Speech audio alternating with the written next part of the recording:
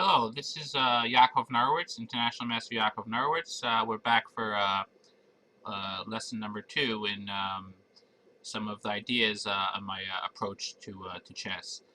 We discussed a little bit in the first lesson um, about there being 2 different boards on the chessboard, a light board and a dark board, two key battles competing for the light squares, the 32 light squares, and the 32 dark squares. Um, and the goal in the game is to build in harmony, to have that balance of light control and dark control, using the pieces as builders and the pawns as bricks. So using pieces and pawns, we're trying to build a beautiful home, a beautiful a dacha, a beautiful summer home. And the goal is to have harmony, light and dark in harmony. We did discuss a little bit about the bishops and the pawns, how they relate to harmony. We mentioned about how the bishop is important for each color. Light bishop is great for light, dark bishop is great for dark. If we lose a bishop, it is very important to build with pawns a mini bishop to replace a mini bishop. So if we would give a quick illustration here, discuss this, bishop takes here, and now we lost the light bishop. That is a problem, but we will make sure, if we do lose light bishop, we will probably try and put the pawns on light squares to build a mini bishop. Okay, what we say is a miniature bishop. Pawns as a pawn chain can act as a mini bishop to somewhat replace the lost light bishop and help in the harmony. Now we would have a dark bishop controlling dark squares and a mini bishop pawns controlling light squares. I want to discuss today a little bit about knights. Let's see an example of how this may this would come out.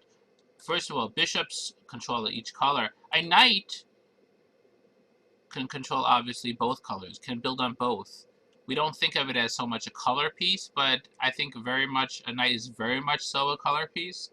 It's built on light and dark, and it almost works like 2 bishops.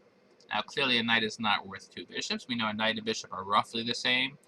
One of the biggest questions in chess is which is better, a knight or a bishop. It's very close, certainly, and I think it depends a lot on color ideas. So, bishop being great on light, light bishop being great on light, dark bishop being great on dark. A knight is a builder on both colors, but it is not powerful like a bishop on light. It is not powerful like a bishop on dark. It is a jack of all trades. So a bishop is limited to one color. A knight is not limited to either color. However, it does not have the speed and long range as a bishop. Give it possible values. A light bishop is worth $1,000 a light. A dark bishop is worth $1,000 a dark. A knight is worth $500 a light and $500 a dark. So it's like a builder it's like half of a builder on both colors, but the equivalent of like half of each bishop. It's less range, less speed of a bishop, but has access to both colors. So, which is better, a knight or a bishop? Well, they're both $1,000, but it's a different apportionment. And a lot will depend on which color, which currency, almost like a color being like a currency, which is more important, which is more valuable. Let's give an example here. Here is e4, a king pawn, and this is the Sicilian. And we have knight to c3. Excuse me. This is controlling the light squares. Fine, so far so good. Knight c6 is controlling the dark squares in the center. The pawns are we say the pawns are bricks, and they can act as mini bishops as well. So far, there are no real mini bishops here, but they are controlling good center squares, and black will often continue with what we call a fianchetto, controlling the dark squares. Bishop is very powerful here. Knight to f3, controlling the dark squares. And bishop coming to g7, controlling a good diagonal. And so far, clearly the fight is mostly over the dark squares, these center squares. Here, white often plays an interesting move, bishop to b5. And it looks very strange, looking to trade a bishop for the knight. It seems to be a bit of a mistake to give up the light bishop. And, we want the bishop here, and now with trading the bishop for the knight, that will be a bit of a problem, because we would not have the bishop here, we would not have so much harmony. So black will probably play here. If the bishop retreats, then we have a problem. The bishop gets trapped. So the bishop actually must take the knight. One takes. And this is recommended by theory to take, and the question is why? Lose the bishop here with no harmony. Where is our light? Well, if we remember from lesson number 1 and short discussion today as well, if we lose a bishop, we said to build with pawns as a mini bishop. So what are we going to do here? We lost the light bishop. We can still rebuild the missing bishop with pawns, acting as a mini light bishop, a miniature bishop. And this is helping rebuild the light bishop.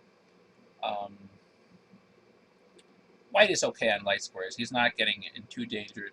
This light bishop of black's can be strong, but since white has pawns on light, white should be okay on the light squares. However, what does white gain from giving up the bishop? Why give up a light bishop in order to rebuild it? Give up a bishop in order to just rebuild it? That seems strange. And the answer is because we're actually gaining a knight.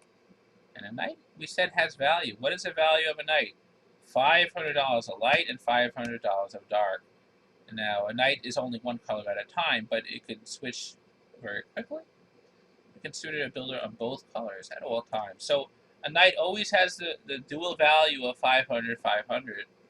And when we trade a bishop for a knight, let's just do the math. It's very important. There is always math. Math just does not lie. Light bishop is worth 1,000 light, but 500, 500. We're investing a lot of light for a mix of light and dark. We're actually losing 500 light, a net of 500 light, but we're gaining a net of 500 dark. Which is interesting. We don't think of it this way. But we've actually gained dark money. We've gained dark money. And, well, if we think about it, if we trade some pieces, let's say we traded some dark bishops one day and trade a knight. We could be left easily with a knight versus his light bishop. His light bishop may be great on light, but how much effect on dark does it have? 0. It has 0 effect on dark, and we're going to use that to our advantage. Particularly since one day we'd like to attack on the dark squares. So attacking on the dark squares is important here. After black weakened his kingside dark squares, we're looking to take advantage on the kingside, on the dark, and we're looking to invest in dark money. Okay, let's take a look. It's like a little stock market.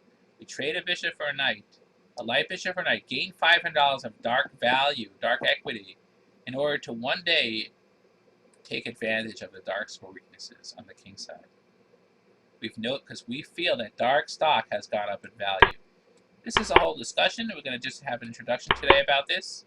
This will be a subject of many future lessons, but I want to show how this can play out.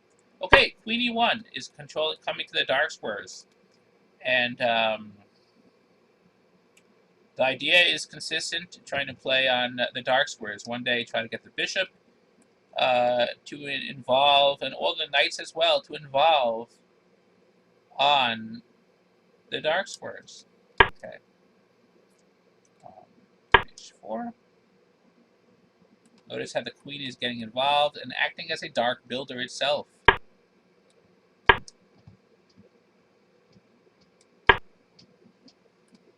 So we have black trying to get his bishop active, which is natural. White is, notice white is really, what he's doing is he's trying to build a mini bishop extended, and getting the bishop involved is a good thing. Bishop h6 consistent. Black may try to advance in the queen side, but white's attack is very, very fast, and encroaching on the dark squares is very consistent and very, very strong. Black will try to break the mini bishop, but it's probably too late. Notice how this light bishop will never, ever defend on the dark squares. That's a phenomenon in chess. There's always an angle in chess. Chess so deep, there's always an angle, always a way to play your cards. There's just never-ending possibilities. But there's one thing that does end. A light bishop doesn't play on dark ever. It's interesting, and if we are conscious of that, we can often give up. We can saddle him with a light bishop, which may become good on light. But if we could make the attack on dark, his light bishop is a no player, doesn't play, and it's pretty interesting. And that's what's happening here. We've invaded in the key dark squares. His g6 has weakened the dark squares, and that's going to help us. We're going to take, and black is trying to get counterplay, but it doesn't come in time. He plays here. Now there's a tactic. We will wait about 10-15 seconds.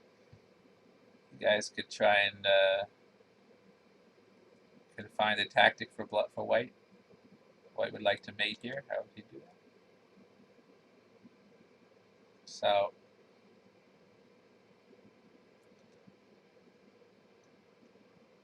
usually in these structures we want to get rid of the defender, and there is a way here.